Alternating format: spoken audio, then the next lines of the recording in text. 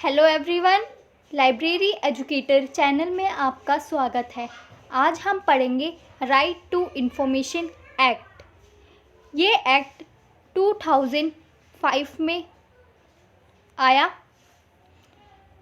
Right to information act हमें ये अधिकार देता है कि हम गवर्नमेंट एंड कुछ प्राइवेट बॉडीज से उनके कार्यों की इंफॉर्मेशन ले सकते हैं।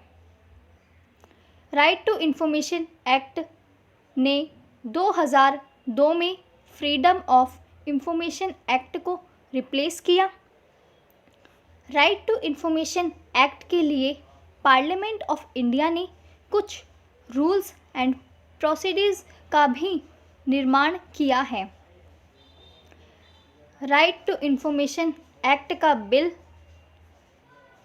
15 जून 2005 को आया, जो कि राइट टू इंफॉर्मेशन एक्ट बना 12 अक्टूबर 2005 को।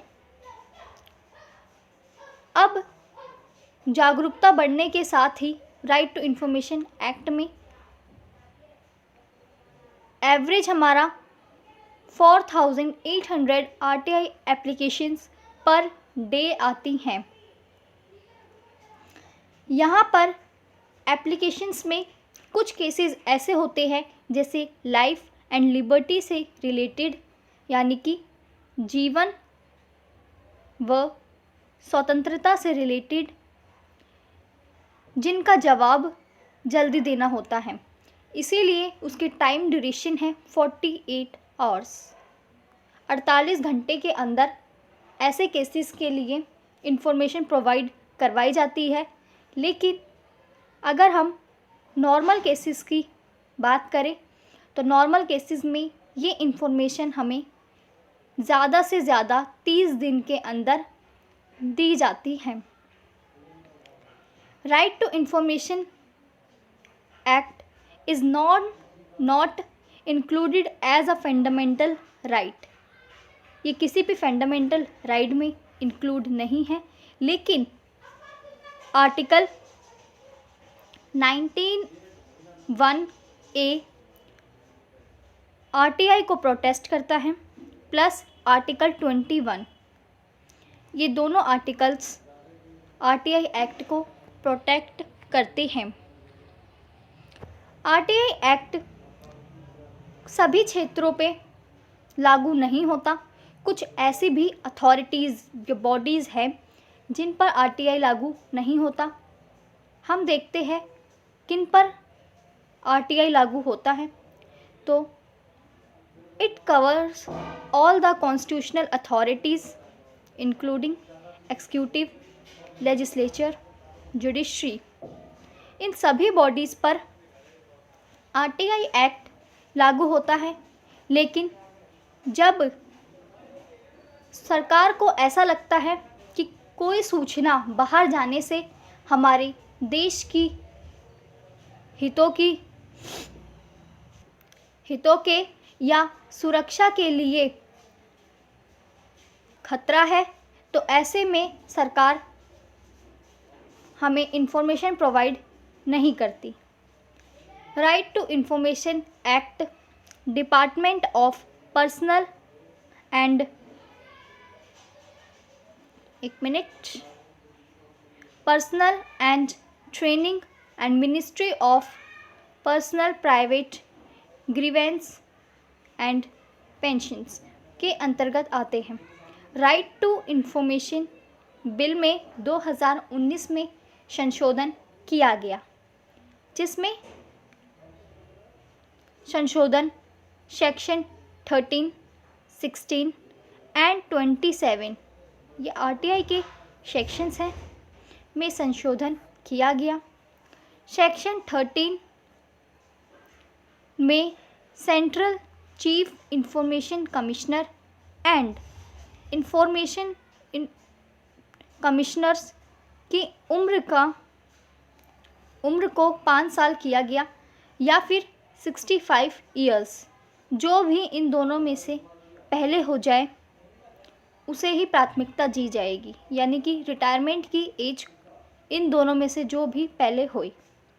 सो फाइनली अश्विन के सिंह केस में 20 सितंबर 2020 को राइट टू इंफॉर्मेशन एक्ट को एक फंडामेंटल राइट यानी कि मौलिक अधिकार में शामिल किया गया।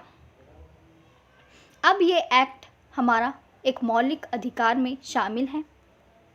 जैसा कि हमने पहले पढ़ा कि आरटीआई के तहत हमारी कुछ एजेंसीज़ को छूट भी प्राप्त हैं।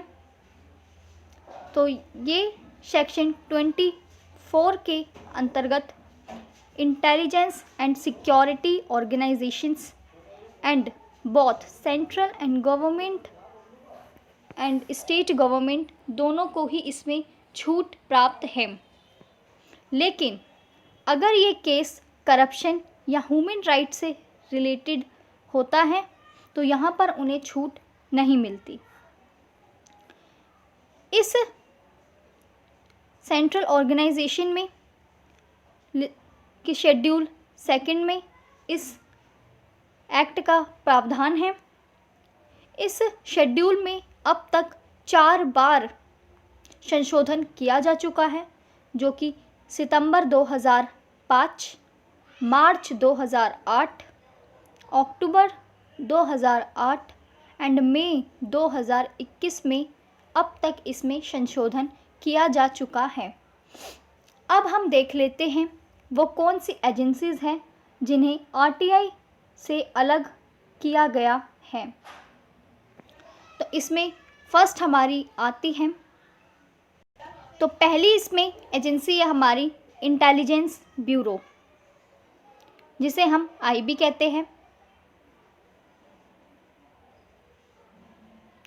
नेक्स्ट है हमारी research and analysis wing, including it's technical wing and aviation research centre. Next है हमारी directorate of revenue intelligence, central economic intelligence bureau, directorate of enforcement, narcotics control bureau. आगे देखते हैं हम special frontier force, border security force, central reserve police force, Indo Tibetan border police, central industrial security force, national security guards, Assam rifles भी, सशस्त्र सीमा बल and directorate general of income tax, ये इसमें हमारे शामिल है। नेक्स्ट है हमारे national technical research organisation, financial intelligence unit, special protection group, defence research and development organisation, border road development board, development board,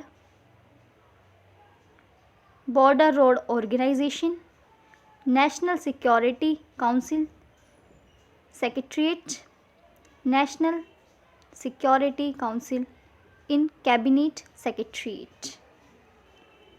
आगे ये हमारे वो संस्था थी जिन्हें आरटीआई एक्ट से अलग रखा गया है, क्योंकि अगर इनसे कोई सूचना मांगता है और ये सूचनाएं हमारे देश के सुरक्षा को खतरा पहुंचाती है, तो इसीलिए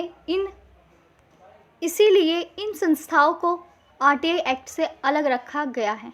तो आज हमारा कंप्लीट हो गया है आरटीआई एक्ट। नेक्स्ट सेशन में हम नेक्स्ट एक्ट करेंगे।